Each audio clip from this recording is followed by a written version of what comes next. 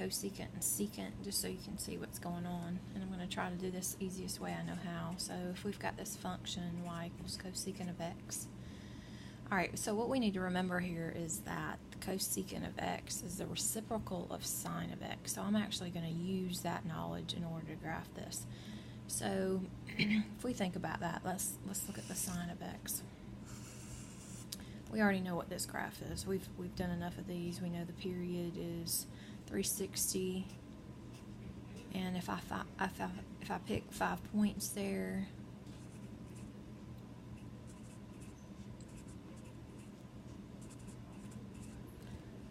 I know that I start at 0, 0. I go up to 1, back to 0, down to -1, then back to 0. And that I have completed a period. My amplitude is 1. Alright, so let's think about what cosecant is doing. Cosecant is a reciprocal of sine, which means anywhere I have a 0, if I flip that, that 0 is going to go to the denominator, and we know that we cannot divide by 0, so it's going to be undefined there. That means I'm going to have asymptotes going through my cosecant at wherever sine is 0. Okay, so if I take the reciprocal, flip it, my zeros become undefined for cosecant. Alright, now let's look and see what's happening here. Let's just break this down. Think about this in terms of a quadrant. So here's 0 to 90, that's quadrant 1. Alright, is cosecant positive or negative in quadrant 1? Well, it's positive. So I know that it is increasing, it's positive, it's going up. And in quadrant 2, 90 to 180. Well, sine is positive in the second quadrant, so is cosecant, so it's going up again, positive. Alright, in the third quadrant, 180 to 270, cosecant is negative. And it's also negative in the fourth quadrant. So this is what the graph of cosecant looks like. And if you'll notice, it's got the same period, of course, as sine does. It's 360 degrees. It'll start increasing, it'll start repeating itself again if I just took this and went with it. Alright, so what about the amplitude? Let's look at the amplitude. Remember, I'm not looking at this anymore. I just actually used it to show you where the cosecant graph would come from. But if I look at this, this is increasing, increasing without bound. This is decreasing, decreasing without bound. So if I ask you what the height of that graph is, there's not one. So cosecant doesn't have an amplitude. Alright, its period is going to be 360, just like the sine graph, but there will not be an amplitude for cosecant. Alright, let's look at secant.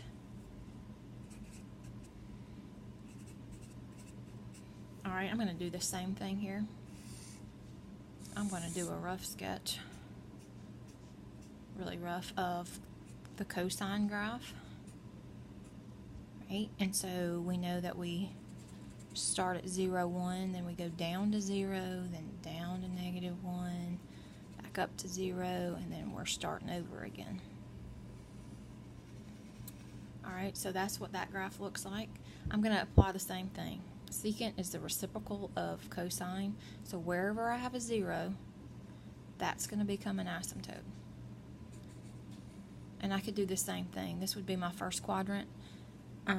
Is cosecant positive or negative in the first quadrant? Well, it's positive. All my values are positive in the first quadrant. In the second and the third quadrant, cosecant is negative. And then in the fourth quadrant, it's positive. And this would continue, so you can keep that going on. Remember, this is not part of the graph. I just do it there for reference. That is my graph. And you'll see a pattern. So you put in your zeros wherever, you put in your asymptotes wherever your zeros would be for the cosine graph. And then it's just making that shape on the peaks and the valleys, I guess we could call it that. Again, the amplitude is going to be none. There's no amplitude because this is increasing, increasing, this is decreasing, decreasing, so there's not a height of the graph.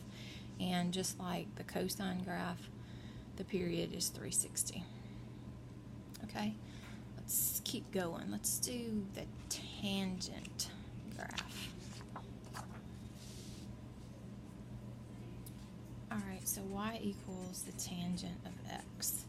Alright, so I'm going to probably draw another chart here. Actually, let's do our quadrantals and figure out what our tangent values are going to be. Alright, so remember we've got 1, 0, we've got 0, 1, we've got -1, 0, and then we've got 0, -1. Alright, so let's do this.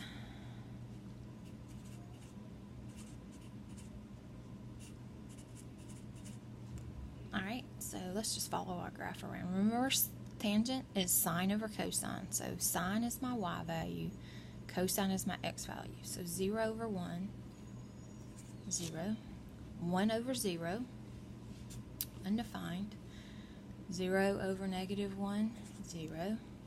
Then I've got 270, I've got -1 over 0, which is undefined, and then I'm back to my 0. Alright, so if I'm going to draw a rough sketch of this, let's look and see what's going on here. Alright, so I've got 90, I've got 180, I've got 270, I've got 360. Alright, so I've got my zeros. I've got my asymptotes.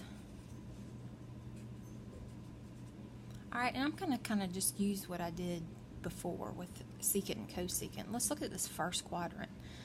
0 to 90. Is tangent positive or negative? It's positive. It's going up in the positive direction. In the second quadrant, it's negative. So it's going down. In the third quadrant, it's positive. All seniors take calculus. It's positive in the third quadrant. And then in the fourth quadrant, it's negative again. Alright, now, same thing. It repeats.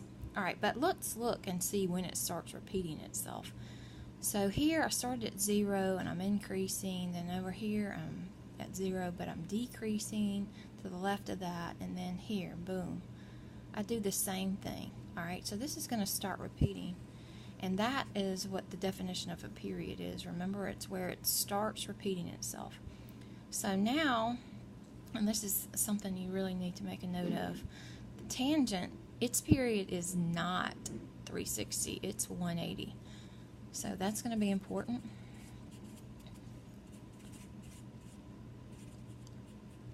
Alright, and also with the amplitude, does it have an amplitude? No, it's just like secant and cosecant. It's increasing or decreasing without bound. So there is no amplitude. Okay, so that's going to be important.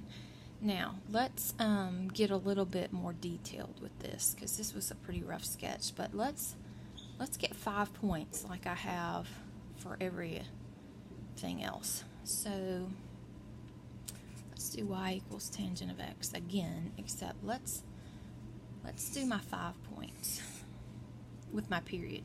Alright, so I know this thing is going from 0 to 180. And now if I take half of my, or a fourth of my period, which is 45 degrees, and add that each time, or I could do the middle thing once again. But let's look and see what our values are going to be. Alright, so we already know that the tangent of 0 is 0. What about the tangent of 45? What's the tangent of 45? Well, it's 1. You remember that from your exact trig values. The tangent of 90, we already said was undefined. The tangent of 135 would be -1. And then the tangent of 180, we're back to 0. Right? And that's not going to change the shape of this graph, but it's going to help you when we start just picking our 5 points and we throw in a phase shift. Then this is my pattern that I want to pick up on for tangent.